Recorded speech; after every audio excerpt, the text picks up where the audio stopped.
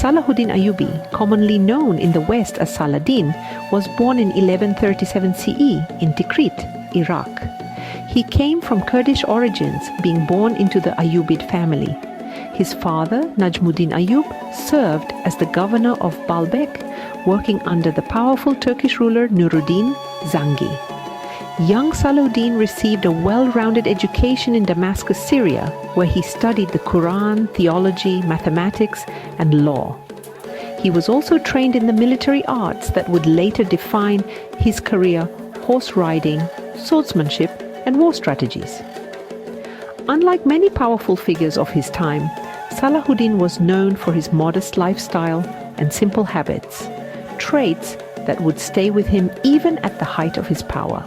Salahuddin's journey to power began not on the battlefield, but in the service of his uncle, Asad al-Din Shirkuh, a military commander under Nur ad-Din.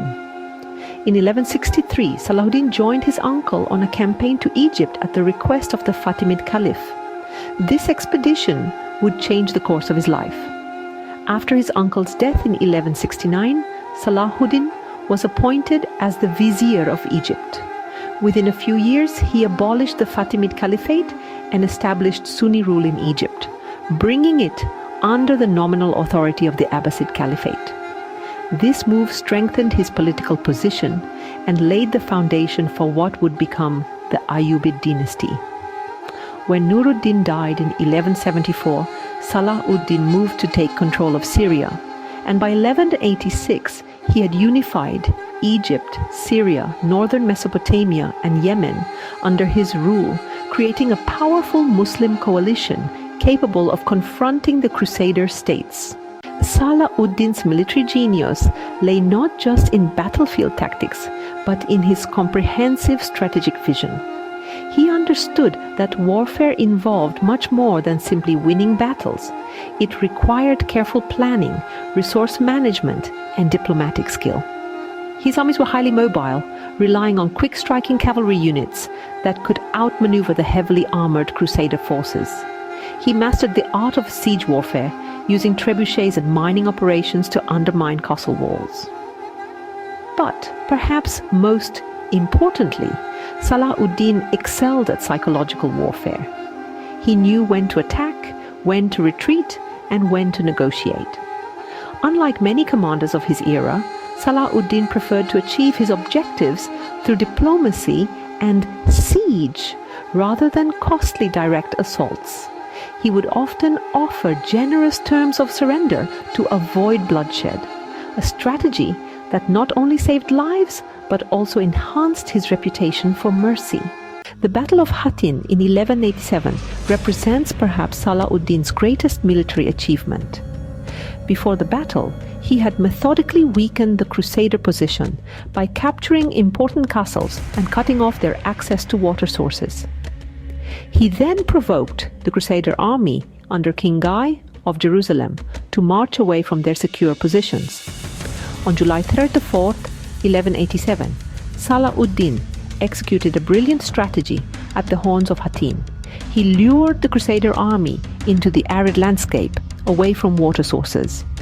His forces set fire to the dry brush surrounding the Crusader army, creating thirst and exhaustion. He positioned his archers to harass the Crusader formations, breaking their discipline. When the demoralized and dehydrated Crusaders attempted to reach water, Salahuddin's cavalry struck decisively. The result was a complete victory. The Crusader army was destroyed, King Guy was captured, and the True Cross, a revered Christian relic, was taken. This single battle effectively broke the power of the Crusader kingdom of Jerusalem and paved the way for Salahuddin's recapture of Jerusalem. Following the victory at Hattin, Salahuddin moved quickly to capitalize on his advantage. By October 1187, his forces had surrounded Jerusalem. Rather than launching an immediate assault, he first offered terms of surrender to prevent bloodshed in the Holy City. When the defenders initially refused, Salahuddin began a systematic siege. After 12 days, the city's defenders surrendered. What happened next has become legendary and demonstrates why Salahuddin is respected even by his former enemies. Unlike the Crusaders' bloody capture of Jerusalem in 1099, when they massacred Muslim and Jewish inhabitants, Salahuddin allowed the Christian population to leave safely after paying a ransom. Those who couldn't afford the ransom were allowed to go free anyway, with Salahuddin himself and his brother paying the ransom for thousands of poor residents. He ordered the protection of Christian holy sites and allowed Christian pilgrims to visit the city. This magnanimity toward a defeated enemy was extraordinary for the time and stands in stark contrast to the behavior of many other medieval conquerors. One of the most interesting relationships Salahuddin formed was with Balian of Ibelin, a prominent Crusader nobleman. When Jerusalem was under siege, Balian requested safe passage to enter the city to retrieve his wife and children. Salahuddin granted this request on the condition that Balian would stay only one day and not bear arms. However, when Balian arrived in Jerusalem, he found the city in disarray with no effective leadership. Breaking his oath, he took command of the defense. Rather than considering this a betrayal, Salahuddin is said to have understood Balian's difficult position and respected his sense of duty. After the surrender of Jerusalem, Salahuddin treated Balian with dignity. This mutual respect between enemies reflects Salahuddin's character. He could recognize honor and integrity even in his adversaries.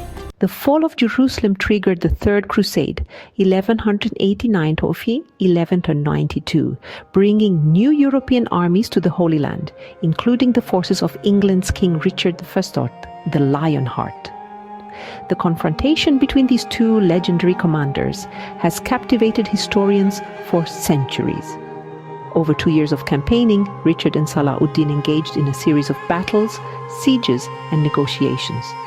Neither could achieve a decisive victory. Richard recaptured the coastal cities, including Acre and Jaffa, but could not retake Jerusalem. Despite being battlefield opponents, Richard and Salahuddin developed a mutual respect. When Richard fell ill, Salahuddin sent his personal physician and fresh fruit to aid his recovery. Richard, in turn, admired Salahuddin's chivalry and military skill. In one famous incident, when Richard's horse was killed in battle, Salahuddin sent him 2 replacement horses, saying it was not honorable for so great a warrior to fight on foot. Richard later commented that Salahuddin's generosity and honor were remarkable, saying, "Among the Turks and Saracens, no greater or more powerful man exists than this king."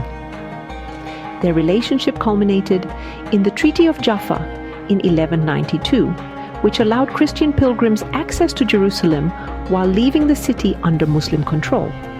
This pragmatic peace reflected both leaders' growing recognition that neither side could achieve total victory.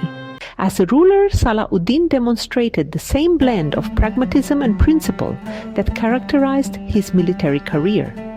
The Ayyubid state he created united formerly fragmented Muslim territories, creating stability across Egypt, Syria, and beyond. His governing style emphasized justice and religious tolerance. He invested heavily in infrastructure, building schools, hospitals, and fortifications throughout his domains. He established the famous Bimaristan Hospital in Cairo that provided free medical care to all, regardless of religion or social status. Salahuddin also revitalized Islamic scholarship, founding madrasas, schools, that taught not only religious subjects but also medicine, astronomy, and mathematics. He understood that military power alone could not sustain a state. It required educated citizens and strong institutions. Despite controlling vast territories and wealth, Salahuddin lived modestly. When he died, his treasury contained barely enough money to pay for his funeral. He had given most of his wealth away in charity, a testament to his personal commitment to Islamic principles of generosity. After the Treaty of Jaffa, Salahuddin returned to Damascus. Despite being only 55 years old, the years of campaigning had taken their toll on his health. On March 4, 1193, he died after a brief fever, leaving behind 17 sons and one daughter. Salahuddin ruled as Sultan for 16 years, 1177-1193. Though his influence in the region began earlier with his appointment as Vizier of Egypt in 1169. During this relatively short period, he fundamentally altered the political landscape of the Near East and the course of the Crusades. The Ayyubi dynasty he established would continue to rule various parts of the Middle East until the mid-13th century, when it was largely replaced by the Mamluks. His descendants continued to play important roles in the politics of Egypt, Syria, and beyond. Beyond these tangible achievements, Salahuddin's most enduring legacy lies in his character. He became the embodiment of the ideal Muslim ruler, pious yet practical, merciful yet firm, a skilled warrior who preferred peace when possible. His name became synonymous with chivalry, justice, and mercy. Even in European literature, where Muslim leaders were typically demonized, Salahuddin was portrayed as a noble adversary. Dante placed him among the virtuous non-Christians in his Divine Comedy, and centuries later, Sir Walter Scott presented him as a chivalrous figure in his novel, The Talisman. Today, Salahuddin remains a powerful symbol across the Muslim world and beyond. His tomb in Damascus continues to receive visitors who pay respect to the man who combined military genius with humanity, who recaptured Jerusalem while sparing his enemies, and who built an empire while living like an ascetic. In an age of religious conflict, Salahuddin demonstrated that one could be devoted to one's faith while still showing respect and mercy to others. This legacy of principled leadership and common humanity makes him not just a figure of historical importance, but a continued source of inspiration. This world has seen too much war, too much bloodshed. The past holds sorrow we regret as humans. But today, I believed we would be better, especially those who know the cost of suffering, especially those who remember. I wish all my viewers a world of safety and peace, where we live together with understanding, respect, and harmony. Live and let live, but with dignity. Until next time,